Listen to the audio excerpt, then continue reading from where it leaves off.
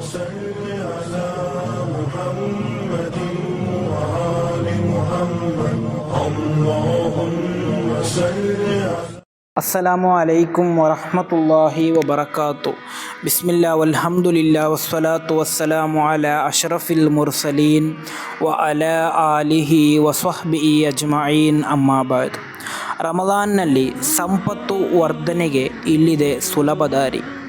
ಇಮಾಮ್ Abu Dawood ರಲಿಯಲ್ಲಾಹು ಅನ್ಹುರವರು ವರದಿ ಮಾಡಿದಂತಹ ಹದೀಸ್, ಅಮ್ರ್ bin ಶಿಮ್ರ್ ರಲಿಯಲ್ಲಾಹು ಅನ್ಹುರವರಿಂದ ನಿವೇದನೆ.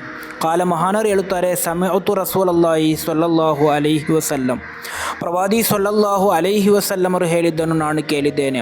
ಹಸ್ವಿನು ಅಮ್ವಾಲಕುಂ ಬಿಜ್ಜಕಾ, ನಿಮ್ಮ ಸಂಪತ್ತನ್ನು ಝಕಾತಿನಿಂದ ನೀವು ಪರಿಶುದ್ಧಿಗೊಳಿಸಿ ಎಂದು. ಅಂದರೆ ನಿಮ್ಮಲ್ಲಿರುವಂತಹ ಸಂಪತ್ತಿಗೆ ಝಕಾತನ್ನು ನೀಡಿ, ಆ ಝಕಾತ ನೀಡುವ ಮೂಲಕ ನಿಮ್ಮ ಸಂಪತ್ತಿನಲ್ಲಿ ಅಲ್ಲಾಹನು ವರ್ಧನೆಯನ್ನು ನೀಡ್ತಾನೆ ಎಂದು.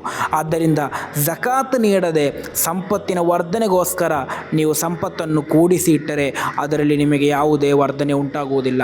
ಖಂಡಿತವಾಗಿಯೂ ನಿಮಗೆ ಅರ್ಹವಾದಂತಹ ಸಂಪತ್ತು, ಅದರಲ್ಲಿ ನಿಮಗೆ ವರ್ಧನೆಯಾಗಬೇಕಾದರೆ ನೀವು ನಿಮ್ಮ ಸಂಪತ್ತಿನ ಝಕಾತನ್ನು ನೀಡಬೇಕು. ಪ್ರತ್ಯೇಕವಾಗಿ ರಮಲಾನ್ ತಿಂಗಳಲ್ಲಿ ಝಕಾತಿಗೆ ಅತಿ ಹೆಚ್ಚು ಪ್ರಾಮುಖ್ಯತೆ ಇರುವಂತಹ ಒಂದು ಸಮಯವಾದ ಕಾರಣ ನಿಮ್ಮ ಸಂಪತ್ತಿನ ಝಕಾತನ್ನು ನೋಡಿಕೊಂಡು ಅದನ್ನು ನೀಡಿ ಅಲ್ಲಾಹನು ಸ್ವೀಕರಿಸಲಿ. ಅಸ್ಸಲಾಮು ಅಲೈಕುಂ ವರಹಮತುಲ್ಲಾಹಿ ವಬರಕಾತು.